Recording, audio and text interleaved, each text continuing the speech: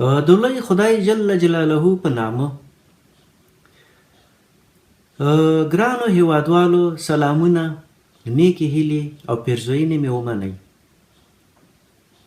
البته د ستاسو د ښه ژوند او د ښې روغتیا په خاطر غواړم چې د طبي د ګټورو مشورو په لړۍ کې نن هم له تاسو محترم عزیزانو سره د شکرې ناروغي په تړاو او یا هم د اندوکراین سیستم ډیزاردرز یعنی د اندوکراین د سیستم ناروغیو چې یو له هغې څخه د شکرې ناروغي ده د دې په تړاو یا دیابیتس میلیټوزس خپل معلومات له تاسو عزیزانو سره شریک کړم. زمونږ په خوړو کې 3 توکي دي چې موږ او تاسو هغه ته هم حیاتي توکي هم ویلی شو چې هغه عبارت دي څخه کاربوهایدریت یا قند، پروتین او شحم یا غوړ دي چې موږ او تاسو دلته شکر یا د بورې څېړنه کوو چې هغه څنګه په نورمال حالت کې په بدن کې جذبیږي او څنګه په غیر نارمل حالت کې په هغه ناروغي کې چې د شکرې ناروغي ورته وایي او دا په وینه کې تجمع کوي او بالاخره باعث له دې ګرځي چې د شکرې کچه په وینه کې لوړه شي. د ارثي او یا محیطي ګڼ شمېر فکتورونو له امله لکه د پانکرانس د حجرو څخه د انسولین د نیمګړي افراز او یا د نه افراز له امله او یا همدارنګه د انسولینو په وړاندې د بدن البته د معافیتي سیستم مقاومت منځته راتلل چې له دغه حالاتو څخه البته په وینه کې د شکرې کچه لوړیږي. نو د دې په تړاو غواړم له تاسو عزیزانو سره خپل معلومات شریک کړم. د شکرې ډولونه چې دا په 2 ډوله دي، ټایپ 1 او ټایپ 2 یا موږ تاسو دلته د لومړي ډول او یا دوهم ډول په نامه یادو چې لومړی ډول چې دی دا په کېدای شي په هر سن و سال کې دا پیښ شي، معمولا په ځوانانو کې او بالخصوص او اکثریت ډول په ماشومانو کې دا ډیر زیات لیدل کیږي. البته په لومړي ډول کې دلته البته پانکراس خپله دنده البته یا یې پریښې ده او یا هم دا چې په نیمګړې توګه دا دنده ترسره کوي چې د هغه په نتیجه کې البته دلته انسولینو شتون یا ډیر کم موجود دی او یا هم دا چې بالکل موجود نه دی او په داسې حالتو کې مریضانو ته د ستنو د انسولین د ستنو لګولو دلته اړتیا ده چې دا نوع مریضان یا دا نوع ناروغان د ټول عمر البته د انسولینو د ستنو په ذریعه د خپل انسولین اخلي او خوشبختانه نن ورځ د انسولین پمپونه جوړ شوي دي چې دا د اوږدمهاله تداویو په خاطر کولی شي چې مریض سره کومک شي. په لومړي ډول کې نور مریضان چې دي یا ناروغان هغې اکثرا ژر اخته کیږي په دغه ناروغۍ او یا هم دا چې په دغه ناروغانو کې وزن نظر د دوهم ډول ته کم وي. همدارنګه په دغه ناروغانو کې د سترګو یا د رؤیت تشوش هم منځته راځي او همدارنګه اکثرا دغه مریضان د ستړتیا او یا د ناراحتي احساس هم کوي. همدارنګه دوهم ډول یا ټایپ 2 دا اکثرا په هغه چا کې لیدل کیږي چې د هغې عمر له 40 کالو څخه زیات وي، یعنې اکثره دا په لویانو کې لیدل کیږي او په ماشومانو کې البته دا لږ لیدل کیږي. زیاتره د چاغوالي سره مل وي او د ناروغۍ په شدت کې هم دغه چاغي ډېر رول لري. البته د اعراضو څخه یو د لومړني اعراضو څخه دا دوهم ډول چې دی دا په البته ډېر تدریجي توګه څرګندېږي او اکثرا مخکې له دې څخه چې دا تشخیص کړی شي نو اکثر اوقاتو کې هغه مریضان یا هغه ناروغان چې دوی ډاکټرانو ته مراجعه کوي اکثرا دوی دغه ناروغي په د مزمن په شکل او یا هم دا چې د اختلالاتو سره وي مراجعه کوي. دریم ډول چې دی هغه البته د امیدوارۍ په مهال چې هغه د شکرې ناروغي ده هغه په امیدوارو ښځو کې دا لیدل کېږي چې د محترمو خویندو څخه هیله کېږي چې د امیدوارۍ په مهال دوی که کوم اعراض ویني نو دوی د خپل معالج ډاکتر ته مراجعه وکړي. د دوهم ډول په اړه البته تاسو ته یو لنډه ویډیو کې خپلې څرګندونې تاسو ته بیان کړم. کله چې خواړه وخوړل شول له هغې ډلې څخه موږ تاسې شکر د څېړنې لاندې نیسو. کله چې د معدې څخه د وړو کولمو ته یعنې د اثنا عشر ورسیږي، هلته د انسولین جوړونکې غده چې پانقراس نومیږي انسولین ترشح کوي او د شکر سره یو ځای کېږي چې بالاخره دا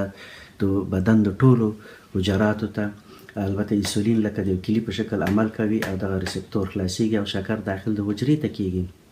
او هلته دا سوځي یا په احتراق رسیږي چې د هغې له امله انرژي منځته راځي او بالاخره موږ او تاسې ورځنی فعالیت او ژوند کوو لکه فکر کول، ګرځېدل. دا نورماله پروسه ده چې انسولین اخلي او د شکرې کچه په وینه کې نورمال وي.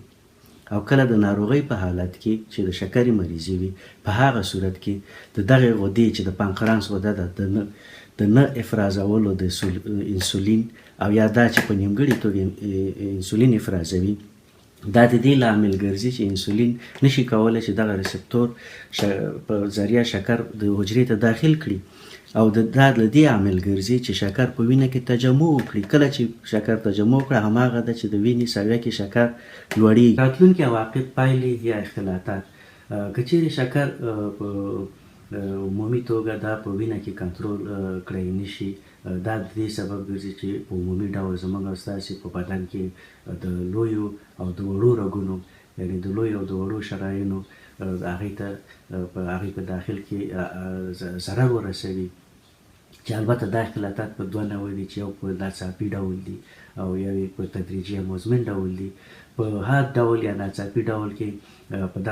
دغه آفت کې څرنګه چې انسولین په مطلق ډول دا موجود نه وي او دا کېدای شي چې ډېر زیات د حیاتي خطرو سره چې فرض مثال کیتو اسیدوزس سبب وګرځي او دا د دې لامل ګرځي چې حتی د مریض د مړینې سبب هم وګرځي. په مزمن ډول کې البته چې دا په تدریجي ډول منځته راځي.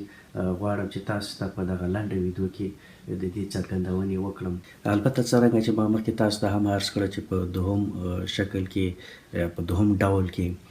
لوی رګونه، واړه رګونه یا لوی شرايین یا واړه شرايین البته هغې ته ضرر رسوي او د هغې په ترڅ کې بعضې مشکلات منځته راځي چې هغه تاسو ته په دغه ویډیو کې څرګندونې کوم. تاسو دلته ګورئ چې دا البته کله چې ګلوکوز په وینه کې زیات شي او دا د دې لامل ګرځي چې په رګونو کې په داخل صدمه یا ضرر راپېښ کړي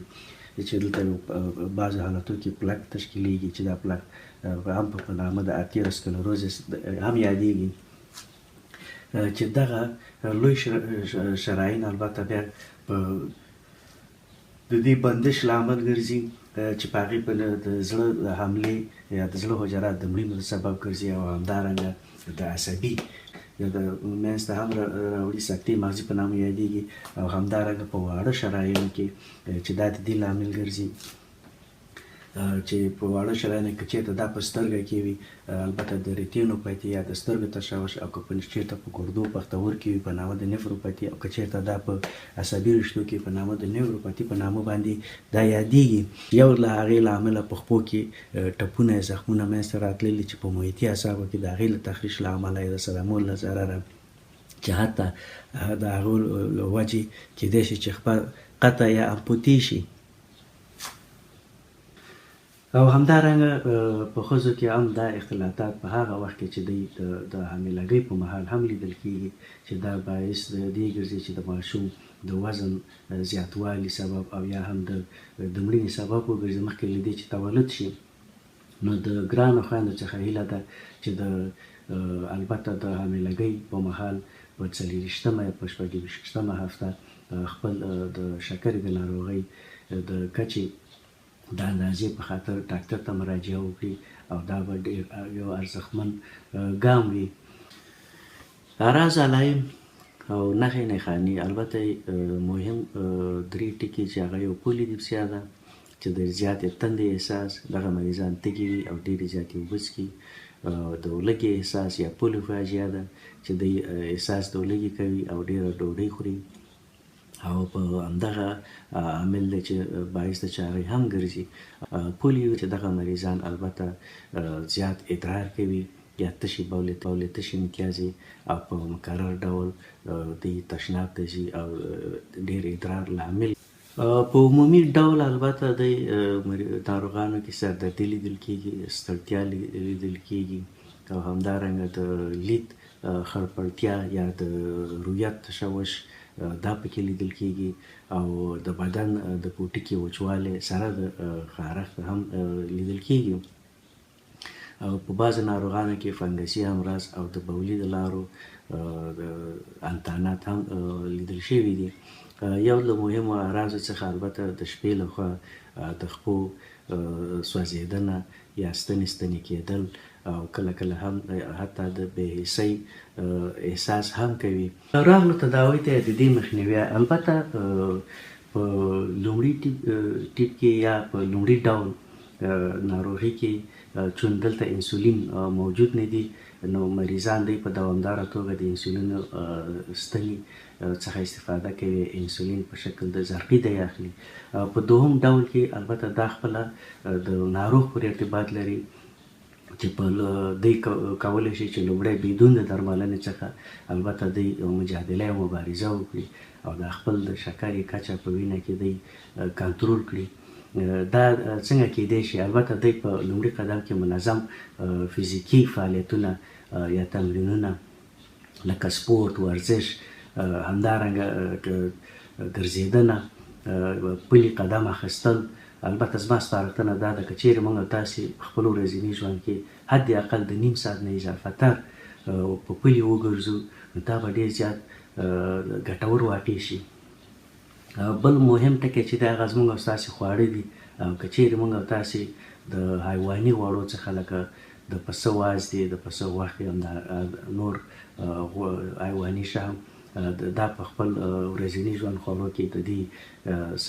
کچه محدوده کړو او په یوازې نباتي غوړ د بیلګې په توګه د زیتونو غوړو څخه او د نورو نباتي غوړو څخه استفاده وکړو او په خوا کښې ډېر زیات له ترکاریو، له سبزیو څخه، له میوو څخه استفاده وکړو. دا به ډېر زیات ګټور واقع شي. بل مهم ټکی دا دی که چیرې موږ تاسې د سپینې ډوډۍ خوراک او یا همدارنګه د وریجې خوراک او همدارنګه هغه خواړه چې په هغې کې ډېر زیات قندیات دي لکه کیک، کلچې او شیریني باغ او دغسې نور، نو دا د دې لامل ګرځي چې زموږ ستاسې د شکر په وینه کې د دې کچه لوړه کړي. نو کوښښ وکړو چې د دې په استعمال کې هم محدودیت ولګوو او په یو مناسبه اندازه قد د ورځې باید د هغې څخه استفاده وکړو او ویې خورو. بل مهم ټکی دا دی چې البته موږ او تاسې د سګرټو کمول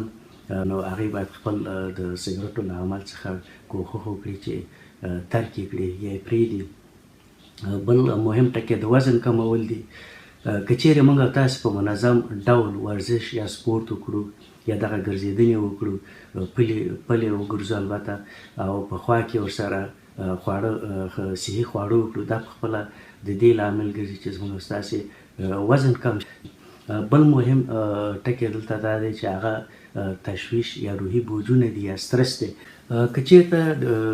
له دې سره چې موږ او تاسې ښه ورزش وکړو او ښه خواړه وخوړو او بیا هم د شکرې کچه په وینه کې کنټرول نه شوله نو بیا د دې لپاره ضرورت ده چې د درملو څخه استفاده وکړو. البته نن ورځ ډېر ښه درمل موجود دي خوشبختانه چې دغه درمل کولی شي چې زموږ او ستاسې د شکرو د کچې د ټیټولو په خاطر ډېر مثبت یا ګټور واقع شي. چې البته دلته مختلف شکل درمل موجود دي. بعضې ځینې دي چې البته هغه دننه د پانکرانس په غده کې د دې لامل ګرځي چې د انسولین زیات تولید کړي او ځینې هم خپل تاثیرات په جګر کې د قند جذبولو په برخه کې ښه تاثیرات لري او ځینې هم کېدای شي چې د انسولین څخه په ګټه اخیستنه کې یا د هغه استیمولان دي تشویقوي او ځینې هم دي چې هغه د نشایستې په جذب کې یا د هغې د کمولو کې ښه اغېز او ښه تاثیر ولري. او همدارنګه د پخوا کې موږ که چېرته انسولین ته ضرورت و نو د انسولین څخه هم استفاده کوو. البته دا یو لنډ